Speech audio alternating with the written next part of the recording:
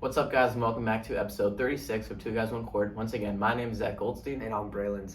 And today we have a very special episode for you guys. It is basically episode 1 of season 2 of Two Guys, One Court. It right? is. It is episode 1 of season 2. We have the beginning of the 2024-2025 NBA season. Each team has probably played around 2 games, maybe 3 games. And we just kind of have a lot to cover about that. And we're going to go over everything you missed, the highlights, and the lowlights. Yeah. Do you want to start off with opening night, Celtics v. Lakers? Celtics v. Knicks, actually. Celtics for v. the guy Knicks. who opens it up, I was looking at the Lakers here because I think we have a lot to talk about that. But you want to start with the Celtics v. Knicks? I will. So the Boston Celtics played phenomenal against the New York Knicks opening night.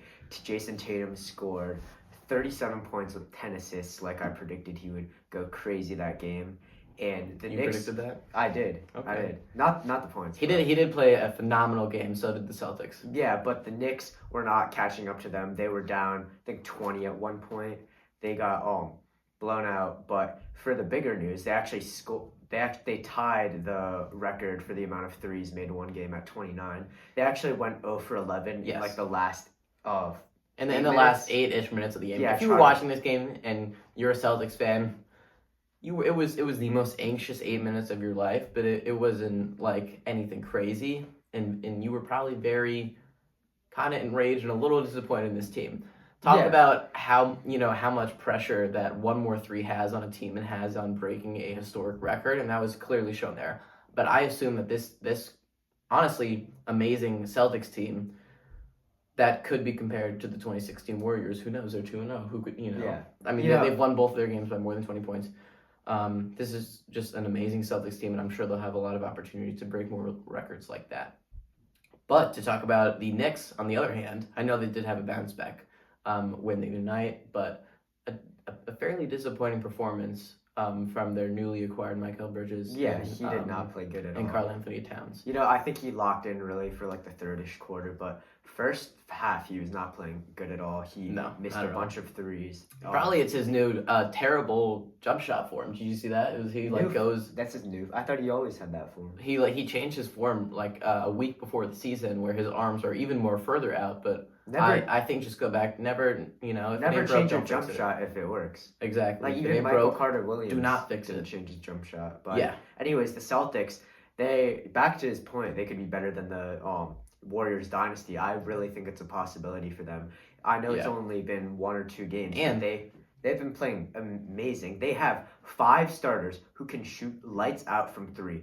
They have insane ball movement. Everybody on their team knows how to pass phenomenally, and their defense is amazing. I really wish I could just clip that, because I know you're really against the Celtics, and I really appreciate that. The one thing that differentiates the Celtics from every other NBA team is that at any point in the game, any single rotation configuration of players, they are going to have 5 knockdown 3-point shooters, 5 playmakers, and 5 lockdown defenders in the court. That's what differentiates them. Each player doesn't have a role. They play all the roles. And along with that, they didn't have Kristaps Porzingis in any of their 2 games and still won by a significant amount. So with Kristaps, who adds that, defensive ability with also a knockdown 3-point shooter, this team's probably going to be unstoppable. And I don't see why they can't make another NBA Finals this year. Yeah, and coming from somebody who despises the Celtics, there is no reason for me to hate them right now. You have to give credit where credit's due. They're the best team in the league. There's no counter argument to that. Jason Tatum is also one of the best players in the league right now. That is also very premature, but it's what we're just trying to talk about what was given to us. Yeah, they've just played amazing. He could absolutely be in the MVP conversation this season, especially of how good his team is going to play. And I think given 2 to 3 years, they could definitely be a stronger team than the 2017 KD Warriors. Definitely, yeah. But to move on, we have the latter half of that night, the Timberwolves playing the Lakers. Do you have any thoughts on this game? Nothing too big happened. Both of our predictions were actually wrong for this one. The Lakers actually did beat the Wolves, surprisingly. The Lakers are playing very good this season. I think they're 2-0 right now. But we can't just brush over, the records, the stats. This is a historic game, and we've talked about this for probably the entirety of the existence of this podcast. First time ever that a player and son have been playing at the same time in the NBA, nonetheless on the same team. This was amazing. It was amazing. It was an amazing moment. I believe in the second quarter, with about 5-ish minutes left, Bronny and LeBron took the court together, checked into the game. They didn't play amazing. No, not at all. I mean, LeBron played, good for year 22. Year 22, aged, I think almost 41, right? Almost 41, yeah. Yeah, I actually did stay up until like 12 watching this game. Sorry, Mom. I did not. I don't on have a school night. I don't have too much knowledge of this game, but I did know. If you're very interested about Bronny's performance, he went like 0 for 2 with an assist or a rebound or something like that. He wasn't playing good at all. No. There's one problem with Bronny. He wasn't in for a long time though. His shooting is pretty good. At the combine, he scored a great amount of threes. His athleticism is amazing. I mean, if you're related to LeBron James, the greatest basketball player of all time and the undisputed GOAT, you're bound to have amazing athleticism. His defense is also very good. He's a good hustler. He can poke the ball. He can steal the ball.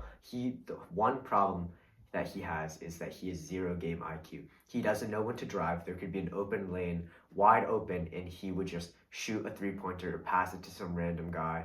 But he also doesn't know when to pass the ball. He could take an awful shot and just miss it when someone was wide open. And as a guard, that is really bad to see because you cannot survive in the league as a guard without knowing how to pass. It's a very fair point. And I want to add that Braylon really tried to shine Bronny in a very, high, and, he tried to praise him a bit. But Bronny is not an NBA level player. No. He needs time to develop. When you see him play and he has a wide open 3 but misses it, and you say, "Don't worry, the shots will keep falling, keep shooting." You shouldn't have that problem in the NBA. If you're an established player, okay, that's fine for a couple games. But a rookie in your first game, send him to the G League, and that's exactly what they did. I'm sure you've seen that the Lakers have officially sent Bronny to the G League after their first game of the season, which I'm sure was probably planned months ahead, even before they drafted him. But I think this is a very, very good choice. I think he needs a lot of time to develop in the G League before he can get a shot again with his dad in the NBA. And I really do think it's a confidence thing for him. So if he plays really well in the G League and proves himself, he'll have a lot of confidence. But, I mean, shifting to another rookie on that team, Dalton Knecht, he is playing phenomenal. He is such a good rookie. Yeah. He is an amazing player. And we talked about it before, but it's, I'm sure we're going to see a lot of him in the upcoming Lakers games. But Wait. Yeah, what? Connect 3. Because, it's Connect 4, but, he's a good 3-point shooter, so it's, Connect 3. Sure. Do you want... We could DM him no, on Instagram. I'm trademarking that. You're trademarking that? Okay. That's a trademark. So we're not going to let him use it? Okay. But the one thing that did shock me about this game is I didn't realize how much Darvin Ham was holding this team back. The minutes restriction with not only LeBron, but Anthony Davis really proved to be their kind of kryptonite as that team last year that didn't do so hot in the season, especially in the postseason. With JJ Redick, a young guy, he literally has a podcast with LeBron James. He is a phenomenal coach, and he's a phenomenal coach because he has plans on the court. He also has played in the NBA before. He has played in the NBA, and he did not hold back at any point with Anthony Davis. And yes, LeBron's on this team, but Anthony Davis is the guy who pushes this team over the top, and he had a phenomenal 30-plus point game performance. I think, and he's healthy right now. Yeah, letting him do what he needs to do on the court and not withholding his abilities is going to be a very, very big factor in this team. And honestly, the Lakers look like pretty strong contenders right now. Yeah, I did have doubts about JJ Redick being their head coach, especially because he's such a 3-point heavy player, and the Lakers are not very strong at shooting threes, but he has just shown to the world how good of a coach and how amazing his playmaking and his decision-making about sitting his players or benching them in the game is. Yeah, but end of the line, Lakers are looking for a pretty bright future with their coach and some new teammates. But to move on and to go off of this minutes restriction idea, there was a little scandal that happened in Philadelphia recently. We have Embiid and the Sixers. Currently, they're being investigated by the NBA because of load management abuse. Obviously, this is heavily directed towards Joel Embiid, who takes full advantage of that load management kind of requirements. Yeah, when I heard controversy in Philadelphia, I was thinking about another homicide, but Okay. Yeah, it's actually about the Philadelphia 76ers. Surprising, but not surprising, because we know the history of this team and we know the history of Joel Embiid's, need and want to play on the NBA, and we know that he really likes to sit on that bench. But I think it's time for him to maybe do his job. Yeah, we can't be seeing I think it's about second round exit again. Yeah, that'll cause another death in Philadelphia. Yeah, but let's be real. Honestly, not the Celtics, the 76ers, I'm expecting another second round exit this season with a kind of disappointing opening performance by Paul George. Yeah. I thought Paul George was going to do pretty good this season. He's getting a little old. He actually had a really good season last year. But this team is not getting any younger. All right. How old is Joel Embiid? He's in his early 30s. I think he's 29 or 30. 30 flat, maybe. Maybe 30 He's like the same age as Yoke. But still, what has he done besides win an MVP in his career? He hasn't done anything for his team. Yeah. Nothing. Even going to the Eastern Conference Finals, that's something to praise. But he's been a second round exit his entire life. Yeah, and with the Sixers. He does not have a lot of respect. But moving on from the 76ers, we're going to move and start talking about Paul George's former team, the LA Clippers. And former teammate, Kawhi Leonard. With their new Intuit Dome. Surprise, surprise, Kawhi Leonard did not play in the opening night of the Intuit Dome because this is not a surprise to you in any way. He is hurt, and it is kind of indefinite. We don't know when he's going to come back, but the Clippers are saying that he'll miss the first weeks of the NBA season. I don't know if that means a month or less or more, but we'll see, and we'll keep you guys updated on that. But on a more, happier and more innovative note in the NBA, we have the Intuit Dome opening up, and I think I'm pleasantly surprised. Me too. It is an insane stadium. It's kind of like SoFi Stadium. It is very high tech. Very high tech. Very expensive. And the first time that an NBA team owner has ever kind of, I don't want to use this word, but segregated their fans. If you don't know, the Clippers have I believe it's called the wall. The wall behind the baskets. It's behind the opposing team's basket in the second half. So in the crunch time, in a close game, this section is strictly made of Clippers fans, no fans of the opposing team. You have to what? You actually have to take a test about your Clippers knowledge to be able to buy a ticket. I don't really know what that looks like, and how you can just study for it a little bit and fake your way there. But these are beyond dedicated fans, and it worked. In their first game, Devin Booker missed 2 free throws. Devin Booker missed 1 and Katie missed 1. No, I thought Katie missed 2. Am I switching it up? Whatever. But this does work, especially with the NBA's elite talent. And I'm excited to see what it holds for in the postseason. In crunch time, in a close game, this is going to be a really cool thing to see. Yeah. But moving on, we have the new Splash Bros. We have the opening kind of debut for Klay Thompson with the Mavericks. He had a very surprisingly good debut, 22 points. We thought he was washed. We thought he was washed. Again, that's only one game. Who knows what's going to be for the rest of the season. But Klay Thompson's back. Klay Thompson is back. Not 100%, but 75, 80%, And Luka just found a new assist partner. He can honestly just rack up, triple doubles like it's nothing with Klay playing like this. And I think that's amazing for the team, and that's good for their longevity in the postseason that they've exemplified that they can do last season. So that's pretty exciting. Yeah. Now moving on to something I want to talk about, we have the San Antonio. I'll leave this for Spurs. you. Yeah. I'll leave this for you. My guy, Chris Paul. We thought you weren't going to be that good, but man, it is really hard to be bad as the smartest point guard of all time and have Wemby on the same team as you. You said that so beautifully. I just want to say I didn't choose to add this part. The Spurs are not playing, their They're not surprising me. They're not playing amazing. They're playing as you'd expected. I probably saw one highlight with CP3 throwing up his first lob to Wembanyama. Oh, no, and he also broke Luka. He broke his ankle. Sure. That's 2 highlights, though. I don't expect great things from the San Antonio Spurs team in the future, talking about this season, but we all know what Wemby has in store for us in the next, 5 years. Mm-hmm. But nothing crazy this season. Braylon just wanted to talk about his favorite player in the NBA. But moving on, we have another rookie conversation, talking about the kind of disappointing class of rookies we have this year. We talked about it last episode, and we didn't really have, enough real evidence of, these top picks playing in the NBA, but now we do. We have Alex Starr in his debut with the Hawks, I believe. Yeah. Listen, he got 2 points. He was 1 of 7. He played phenomenally terrible. Yeah. He did not have a good performance. Good. Neither is Zachary Rissacher. Zachary Rissacher.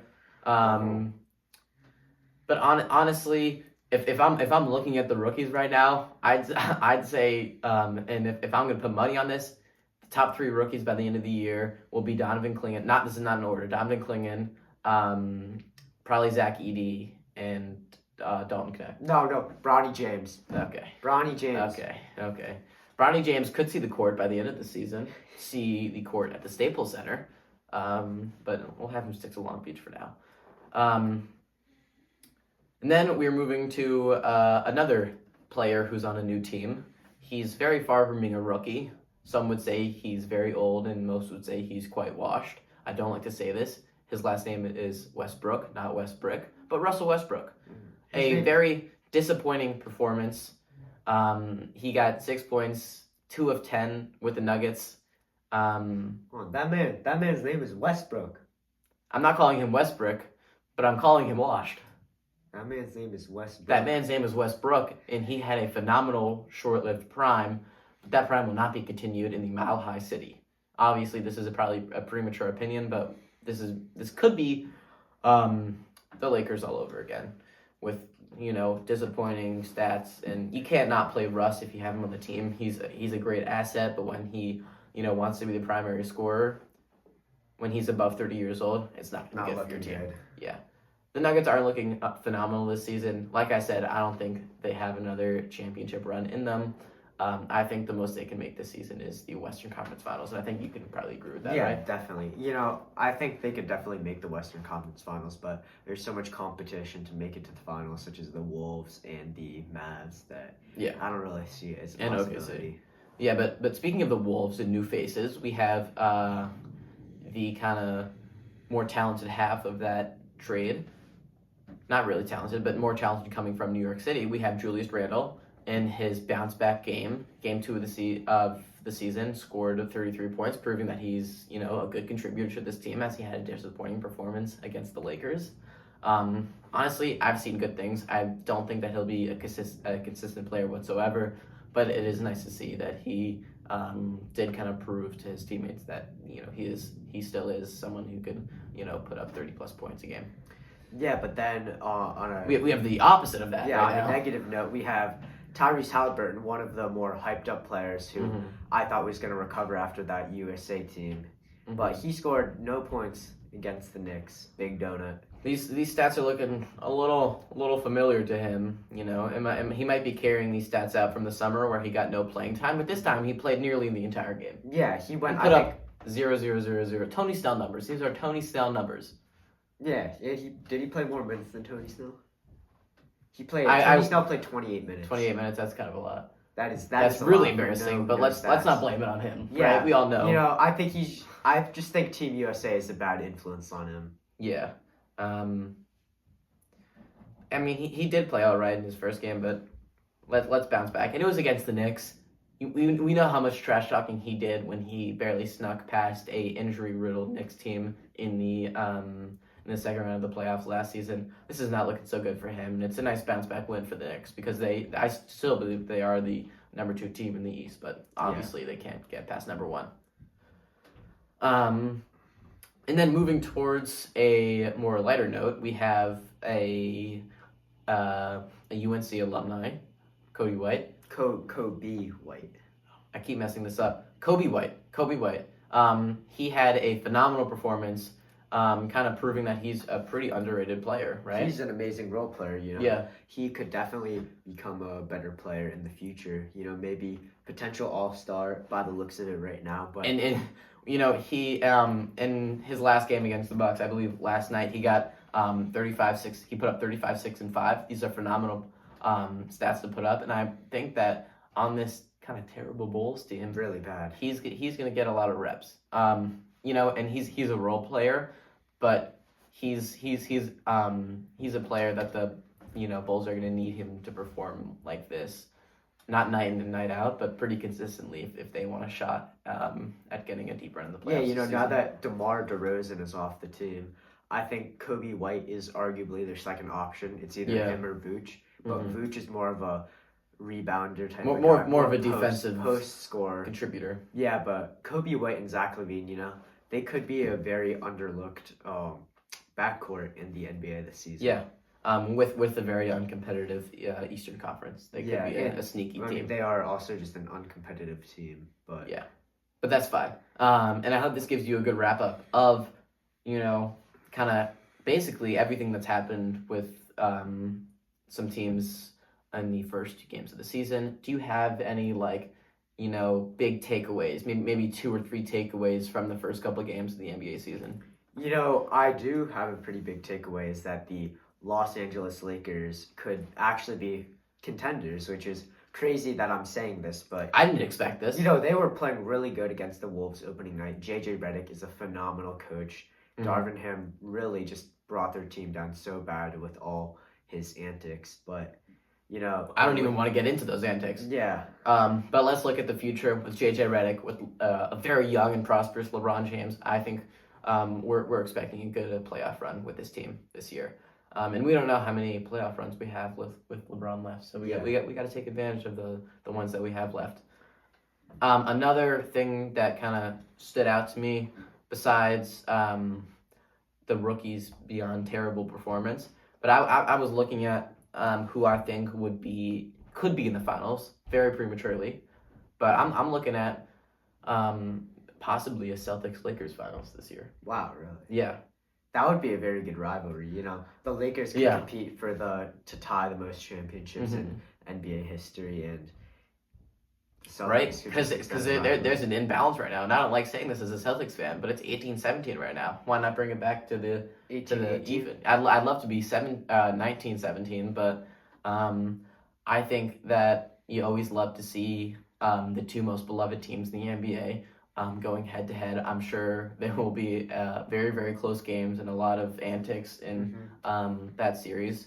But I was just thinking about that because we have the 2 most beloved teams in the MLB playing in the World Series, and the Yankees and the Dodgers. So I think that'd be great to see if in April, if these 2 teams keep playing like this, then I think they'll both earn a spot in the finals. Yeah, but to wrap this video up, thank you for watching episode 36 of 2 Guys, 1 Court. This podcast is sponsored by Product.co for all your social media marketing needs to grow your TikTok, your Instagram, your YouTube, whatever you want. And we also do have t-shirts for $25. DM us on Instagram. They're high quality, very beautiful printing, and just very good looking shirts. They're amazing. They're stylish. Talk to your friends about getting them. You can literally just DM us on Instagram at 2 Guys 1 Court, and make sure to check out Product.co on Instagram for all your social media marketing needs. I really appreciate that. But I do hope you enjoyed this podcast, and be on the lookout for the next one. Thank you.